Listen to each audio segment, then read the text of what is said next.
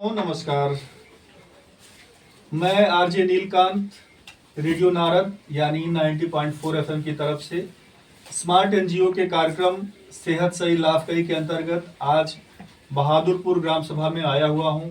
आज यहां पे टीकाकरण का कार्यक्रम चल रहा है और इसी टीकाकरण कार्यक्रम के अंतर्गत हम आशा बहन से बात करेंगे कि ये अपने कर्तव्यों का निर्वहन किस तरीके से करती हैं और किन किन कार्यक्रमों में अपनी भूमिका निभाती हैं। मैडम, आपका बहुत बहुत स्वागत है हमारे कार्यक्रम में।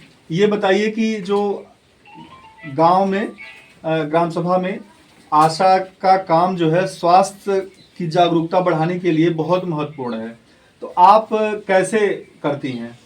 सर, हम सर्वे करते हैं। हाँ। सर्वे हमारी जैसे स्वास्थ्य विभाग से मिलती है, हमें एनआरएचएम के तहत भी कुछ सर्वे हैं। कुछ स्वास्थ्य विभाग से सर्वे के द्वारा लोगों को जागरूक करते हैं, उनको बताते हैं अगर कोई बीमारी आती है तो उसके बारे में बताते हैं। अच्छा। उनको बोलते हैं कि ये चीज़ आप कराओ तो इससे आपको बेनिफिट होगा या अच्छा। आपको बीमारी से बचोगे, तो वो लोग फॉलो भी करते हैं। अच्छा, और ये बताइए कि आप कोई ऐसे रजिस्टर बनाती होंगी जिसमें ग्राम में कौन कौन सी महिलाएं गर्भवती हैं, उनके लिए कौन कौन सी ज़रूरतें हैं, दवाइयां हैं, ये सारी चीज़ें, तो आप उन तक जागरूकता कैसे फैलाती? सर, हम आरसीएच रजिस्टर बनाते हैं अपना, उसमें गर्भवती बच्चे और परिवार रजिस्टर वगैरह पूरे सारे उसमें होते हैं, मेंटेन करते हैं हम। और कोई गर्भवती जैसे हम घूमते हैं तो किसी को पूछते हैं तो वो बताती है हम गर्भवती हैं, तो हम उनकी जांच कराते हैं। फिर जैसे अगर 3 महीने से कम है तो उसको फॉलिक एसिड के बारे में भी जानकारी देते हैं, स्वास्थ्य विभाग को भी भेजते हैं। फिर उनका ब्लड टेस्ट कराते हैं तो उनको आयरन, जैसे 3 महीना से कम है तो फॉलिक एसिड ही देंगे उसको।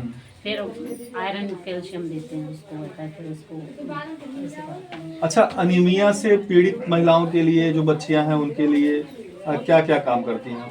उनके लिए सर, उनको नीली गोली होती है, हफ्ते में 2 बार दी जाती है, आयरन की। हाँ, उसको वो लोग उसका उपयोग करती हैं? हाँ, करती हैं। आप फॉलो अप लेती हैं कि ढंग से कर रही हैं कि नहीं? हाँ, करती हैं और हम पूछते उसका प्रभाव दिखता भी होगा आपको? पूछते भी हैं सर।